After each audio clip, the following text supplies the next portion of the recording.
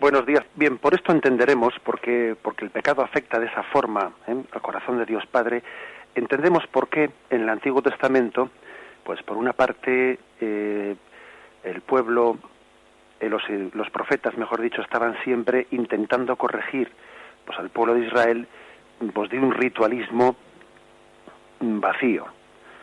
Estaban siempre intentando corregir pues de una tendencia que existía a ofrecer unos sacrificios expiatorios que no conllevaban una conversión interior, ¿no? Suponía pues ofrecer ritualmente allí pues unos corderos sacrificados, etcétera, y los profetas estaban siempre corrigiendo que no, que esas ofrendas que estáis ofreciendo son vacías, que el pecado ha afectado al corazón de Dios porque el amor no es amado, y tú puedes ofrecer un sacrificio exterior sin que eso repare nada el pecado, porque si el pecado es falta de amor y tú ofreces un sacrificio, pues un cordero, allí lo sacrificas y tu corazón sigue igual de separado de la respuesta del amor de Dios, pues ese sacrificio, ese ritualismo externo que has hecho no sirve para nada. Había siempre una función de corrección por parte de los profetas a la expiación ritualista que había en el Antiguo Testamento, que no era aceptada por Dios. Incluso hay profecías, como las de Malaquías, Malaquías capítulo 1, del 10 al 11, en las que se profetiza que llegará un sacrificio perfecto, que será agradable a los ojos de Dios, y ese sacrificio sí que reparará, sí que será la verdadera expiación. Se está profetizando pues que el sacrificio de Cristo sí será el verdadero sacrificio que expíe el corazón del Padre, porque estos sacrificios humanos que estáis haciendo pues no llegan a reparar ese daño. Bien, también en el Nuevo Testamento evidentemente pues ya esto llega a su consumación, ¿no? Y en la parábola del hijo pródigo pues encontramos que el pecado afecta personalmente a Dios. El Padre se alegra de recibir a su hijo, lo cual supone que le había afectado personalmente su marcha. Esto en el fondo, fijaros, está corrigiendo una imagen que hoy en día está muy extendida ante nosotros. Está muy extendida una imagen como impersonal de Dios, la imagen del Dios deísta. Y el deísmo es pues un Dios secularista que sin llegar a negar la existencia de Dios, pues mucha gente dice, bueno, algo habrá que haya creado el mundo, y bueno, ahí está ese algo. La mayoría de la gente no termina de negar a Dios, sino que bueno, afirma un principio divino, una especie de energía ahí perdida, ¿no? Que ahí está. Pero claro, es lo suficientemente impersonal esa imagen como que a ese Dios, a ese algo, no le afecta mi pecado. Lo que yo hago o deje de hacer, el que yo me emborrache este fin de semana o haga lo otro, poco le va a importar a ese algo del que se habla en esa forma en nuestra cultura, ¿no? Pero claro, es que Dios no es algo, es que Dios es alguien. Y no solo es alguien, es que es padre. Y es que es esposo. Y claro, al padre o al esposo sí que le importa que uno se emborrache este fin de semana o que pierda su unidad o lo otro. No le va a importar si es que te quiere. Por lo tanto, uno se da cuenta de que el concepto de pecado es proporcional, es correlativo a la imagen de Dios que tengamos. Este mundo secularizado tiene una imagen de Dios lo suficientemente lejana, a Dios se le manda tan lejos de nuestra vida como para que no le afecte nuestro pecado. A veces a Dios le ponemos lejos para nosotros sentirnos o pretender sentirnos sin ningún vínculo, para que ni le afecten nuestras obras, ¿no? Pero claro, es una imagen falsa de Dios. Fijémonos que Aristóteles, mucho antes de Jesucristo, ¿no? Él cuando escribe el libro que se llama Ética a Nicómaco, él allí se plantea el problema de la amistad entre el hombre y Dios. Y dice, y se plantea, ¿no? Bueno, ¿es posible que el hombre tenga amistad con Dios? Y entonces él responde, hombre, es claro que es imposible, es evidente, porque para que haya amistad es preciso que haya una cierta igualdad.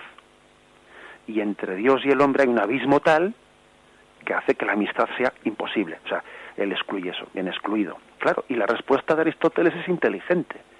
Está bien respondido.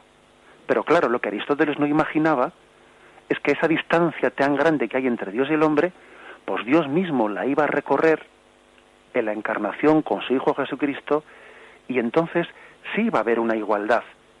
Y nosotros íbamos a ser hijos de Dios en Jesucristo, y le íbamos a llamar a Dios Padre, y Él nos iba a llamar hijos. Luego ahí sí que hay una cierta igualdad, y por lo tanto hay amistad, y hay amor de correspondencia, y a uno le afecta lo que haga el otro. En la amistad le afecta a uno la respuesta del otro. Por lo tanto, la caridad, el amor, no significa solo el amor que Dios nos ha tenido, también el que nosotros le hemos tenido a Dios. Hay un texto de Santo Tomás de Aquino en la Suma Teológica que verdaderamente es iluminador, que lo voy a leer. La caridad significa no solo amor a Dios, sino también cierta amistad con Él, la cual añade al amor la correspondencia, dice Santo Tomás. Y que esto pertenezca a la caridad resulta claro por aquello que se dice en 1 Juan 4:16. Dice Santo Tomás de Aquino, que voy a leer este texto: y nosotros hemos conocido el amor que Dios nos tiene y hemos creído en Él. Dios es amor, y quien permanece en el amor permanece en Dios y Dios en él. O sea que hay una amistad. Yo permanezco en Dios y Dios permanece en mí. Hay una amistad entre Dios y el hombre. El que vive en la caridad, continúa Santo Tomás, permanece en Dios y Dios en él.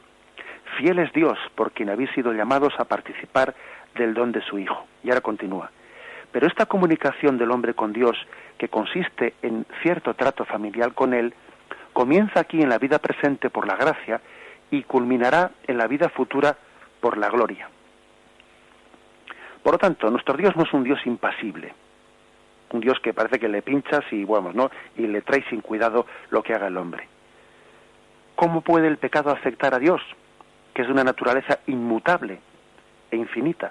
Pues por lo que hemos dicho antes, pues por el hecho de que Dios se ha hecho vulnerable al amarnos, al querernos, porque Él ha tomado libremente la decisión de amar.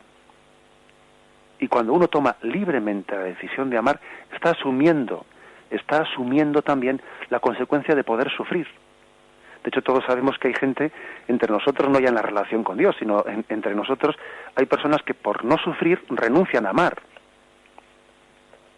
Y claro, luego al final sufren más, ¿verdad? Pero bueno, hay personas que por no sufrir renuncian a amar. Y luego sufren en su amargura, pero bueno, eso ellos no lo piensan al principio. Y finalmente hay que decir que la consecuencia de todo esto es que el pecado, aunque no afecte a la naturaleza divina, sin embargo, toca el corazón de un padre que quiere darse y que se ve impedido en consumar su amor por ese pecado. Esto es lo que le duele a Dios, que no queramos confiar en Él. Podemos entender ahora, de esta forma, qué es lo que Cristo hace en la cruz. Cristo en la cruz corresponde al amor incorrespondido del Padre, por iniciativa misma de este. Cristo, es decir, el Padre tiene la iniciativa, pero el Hijo corresponde plenamente a esa iniciativa. Por eso es la dimensión descendente y la ascendente. Cristo, que conoce a fondo la hondura del amor despreciado del Padre, ha venido a la tierra para decirle sí, para corresponder a un amor incorrespondido.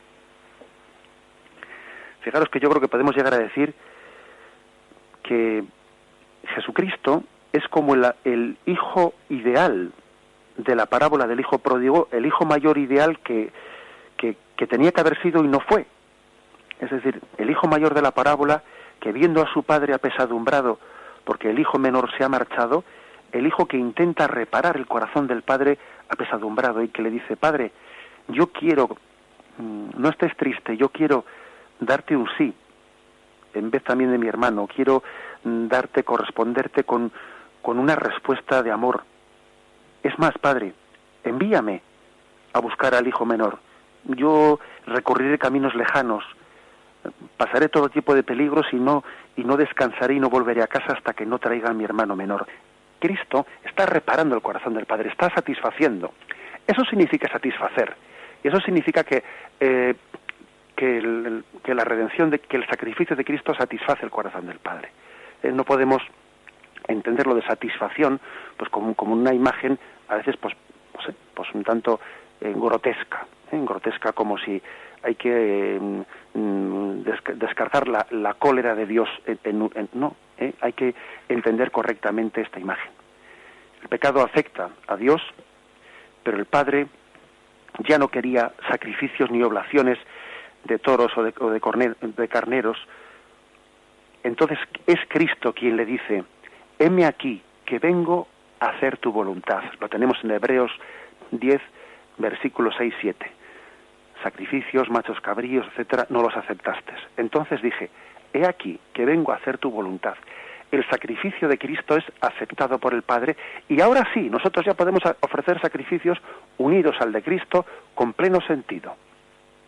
Y ahora sí, hay que decir que la ofrenda ascendente tiene sentido, porque la respuesta de Cristo ha sido aceptada por el Padre, y entonces los sacrificios que ofrezcamos con este sentido de unión, de reparación que Cristo tuvo, tienen pleno sentido.